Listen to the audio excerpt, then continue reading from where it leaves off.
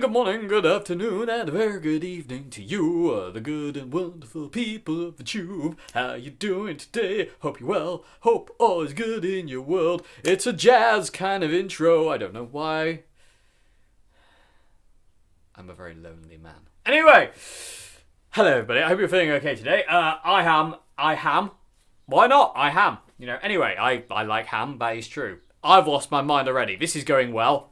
Anyway, get to the amp. So anyway, people tube, I'm feeling good today. I have this amp to show you. I can't speak. Too much excitement, I think. That's going on. So this is a Marshall Master Lead Combo, or a Varshall, or a Narshall. We just don't know, as there is a bit missing. It could be a Varshall. Varshall? Quite like Varshall. Narshall. Narshall sounds like some kind of like Viking king. Anyway, I am Narshall, and I will eat your face. Anyway, calm down, Dave. You're getting way too over the top. So this is a Marshall Master Lead Combo. People of the tube. This is one of the first ever Marshall solid state amps ever made. I think they started making these in 1976. I could be wrong on that one. The earliest ones I've seen on this date to 76. This one is from 1977. May 1977. To be exactly preciseness, this is from the 12th of May 1977. That was when it was finally signed off by the Marshall factory and tested for its final time before it left the factory. You can tell that because in the back there is a little inspection sticker that Marshall used to put on all this stuff back in the day, and it says 12th of the 5th, 1977. So 12th of May, 1977. I love that. I love being able to date it to an exact date, which is really, really cool. And this thing is amazing. It's a 30 watt, 212 inch speaker combo. Okay, fully solid state. Like I said, this was Marshall's first kind of dive into fully solid state.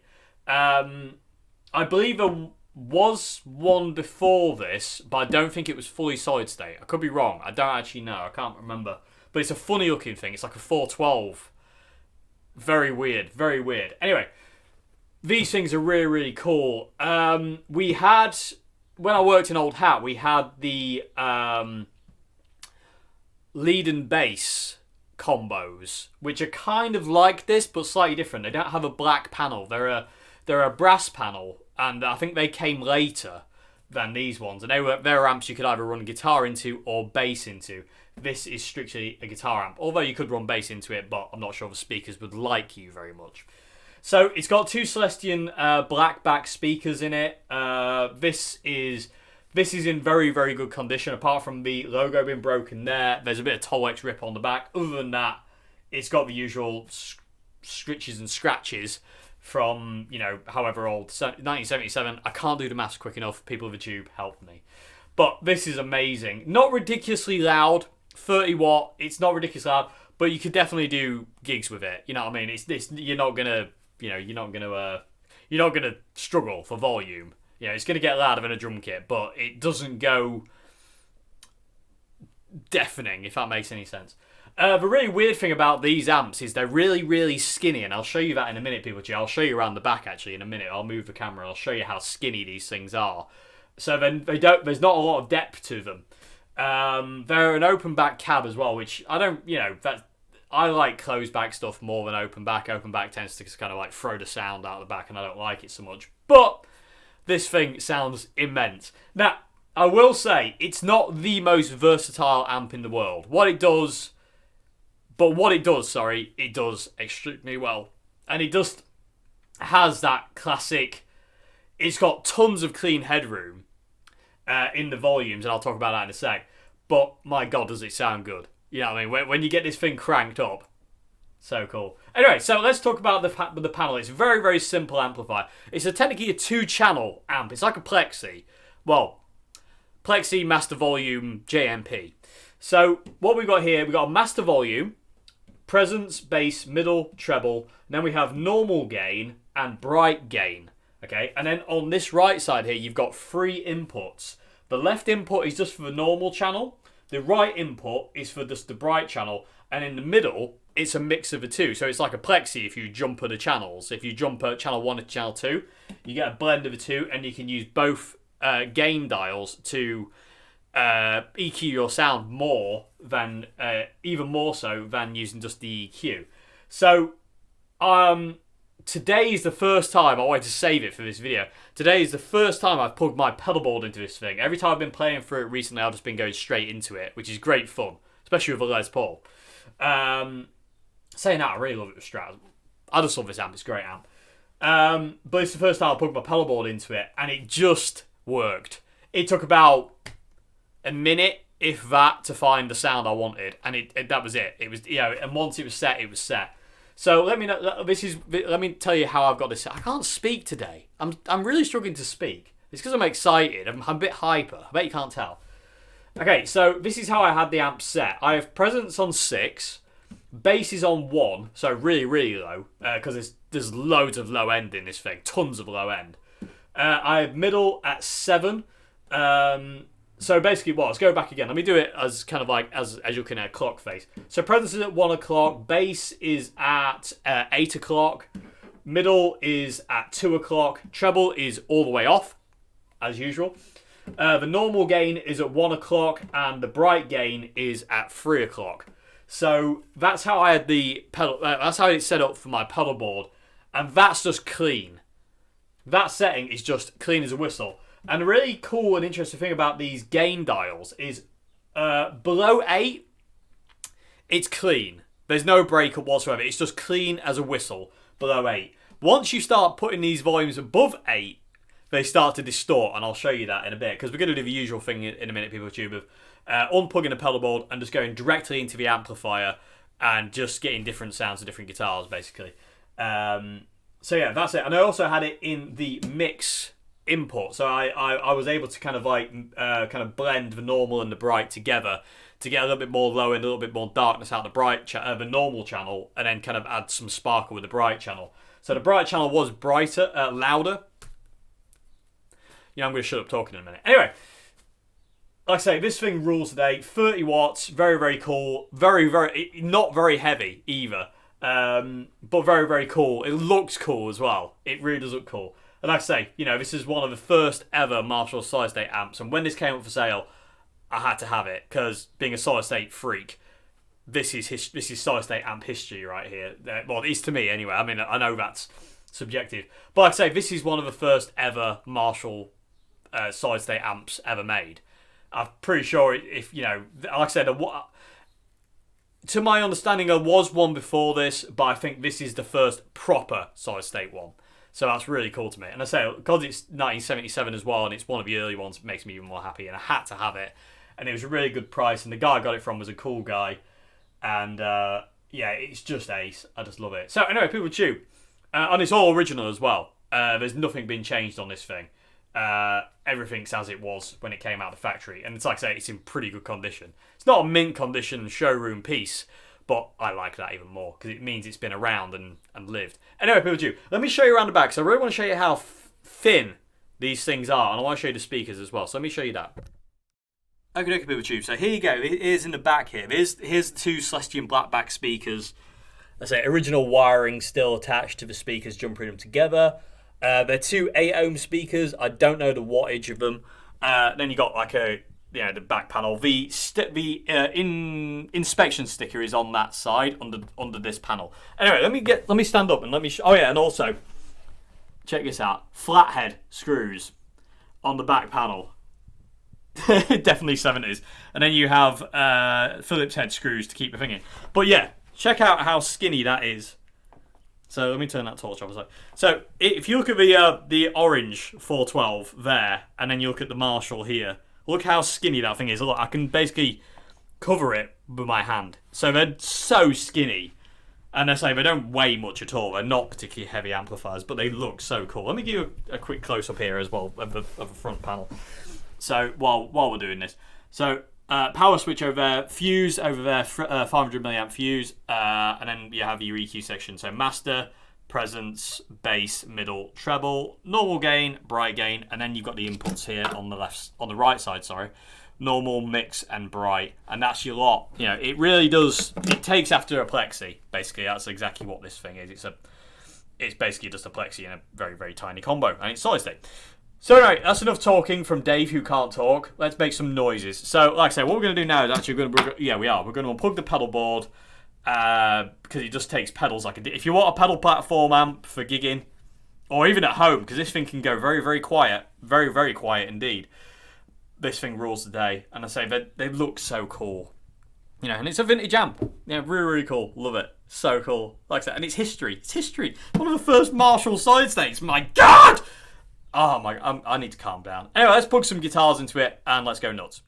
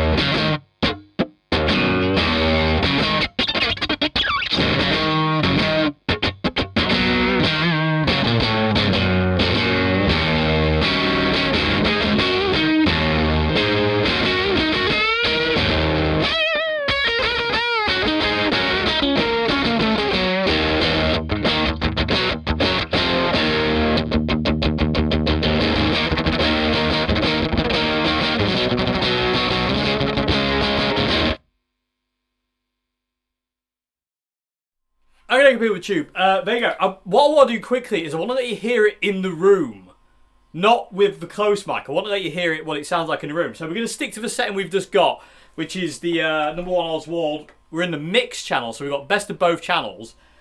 Both channels are cranked to 10. I have presence at 3 o'clock. Bass is all the way up. Mids are at 1 o'clock. No treble. And we're in the mix channel, so we've got both. So I'm just going to turn down the volume. Actually, I'll do it off camera. I'll be back in a sec. So the next thing you're going to hear is the amp in the room. Because, again, there's no reverb on this thing, so it's very, very dry. And it's very unforgiving as well, as you can probably tell by my atrocious playing today. I can't play. But, yeah, it's very unforgiving, like those old Marshalls are. You know, any mistakes? Hi! They stick out a sore thumb. Okay, so, yeah, I'm just going to adjust the XY camera on the top, mic on the top, and let you hear the amp in the room and away from the close mic. Okay, room sound.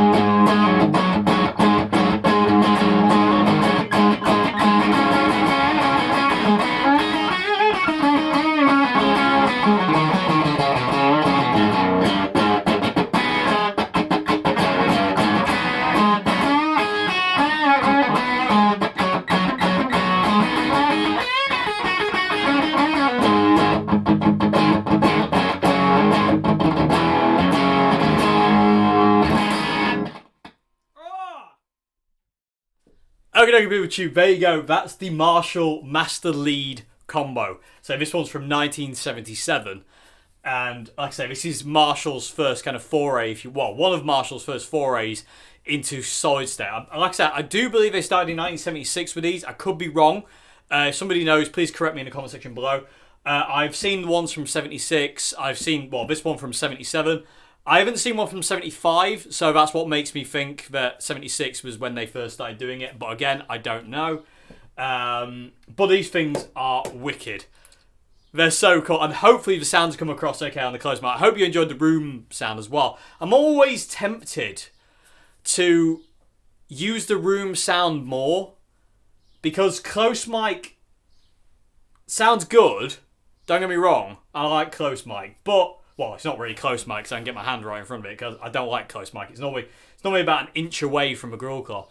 But, I don't know, I think room sound, sometimes you get more of an impression of what the amp actually sounds like. I don't think the close mic colours the sound, but because it's so direct, you're only getting ever one speaker, you're not hearing what this speaker sounds like, and you're not hearing how it's reacting to the room.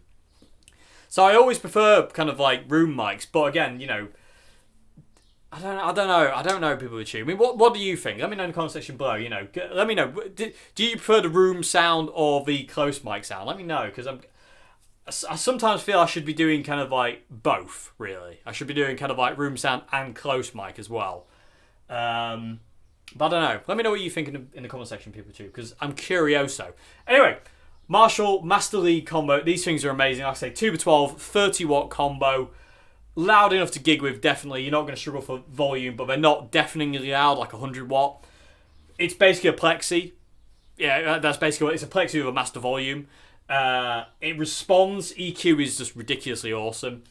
I'll let you know quickly what's going on. With Mr. White, we were going into a mixed channel, so I had a combination of both the volumes on.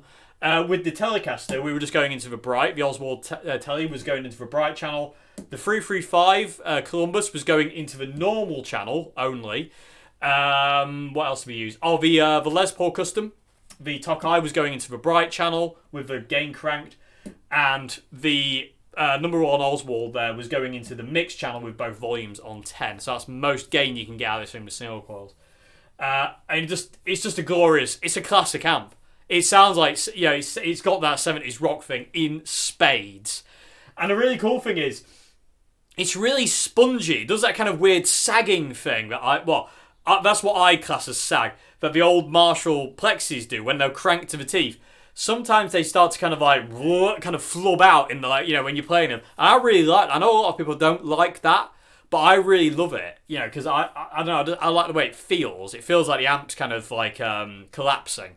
What it is, basically, the amp's just kind of like falling apart. And I like that sound. I like the feel of it. It's really spongy. And it's almost fuzz-like, which, again, makes me very happy. But yeah, this amp rules the day. I absolutely adore it. It's not an amp I'm going to have forever, unfortunately, because... I say unfortunately. Yeah, it'll be definitely unfortunate. This will definitely not be with me forever. But you never know, actually. You never know. But I do love it, nonetheless. It's such an amazing sounding amp, and I love the way it looks. I love the fact it doesn't weigh a ton. I love how skinny the thing is. I love it because it's a Plexi, basically, that I can have really, really quiet, and still it sounds like a Plexi. Which is always good. It's just amazing. Another thing to note as well, people with Tube, is with Plexis, Marshall Plexis, and brass panel Plexis, with the gains, with the volume controls, you get a thing called ghosting. So if you have, say, one volume all the way down, and you turn all the volume up, hang on, let me just explain this better. If you don't jumper the channel, say you plug into channel 1 on a Marshall 4-hole Plexi, right?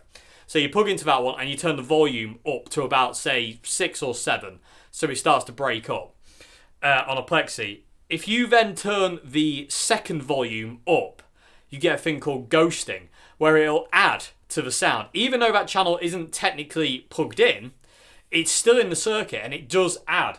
And you can get that with this amp, and I've demonstrated ghosting in the past, and you get that with this amp. So if you plug into the bright channel and just use the bright gain, and then turn up the normal gain, you get ghosting. You get a fatness from the normal channel, and vice versa. If you go into the normal gain, turn the normal gain up, and then turn the bright gain all the way up, you get a brightness from the bright channel, even though it's not technically engaged, which is super cool.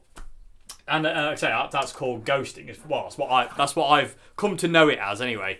But it's really, really cool. So bear that in mind with something like this, and something like 4-hole Marshalls. You can get that working. So you can manipulate the other volume, even though it's not in there, and it just adds a little bit of something. It's not masses and masses of stuff. It just adds a little bit more, basically, and it's really cool. Anyway.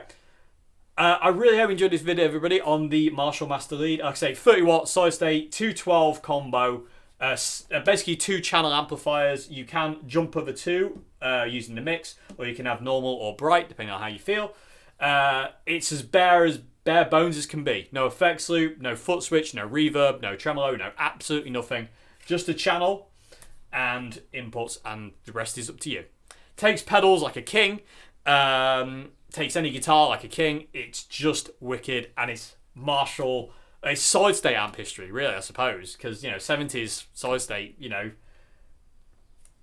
awesome, absolutely love it. And I love the fact it's got the inspection date in the back, which is the 12th of May 1977, which is so cool.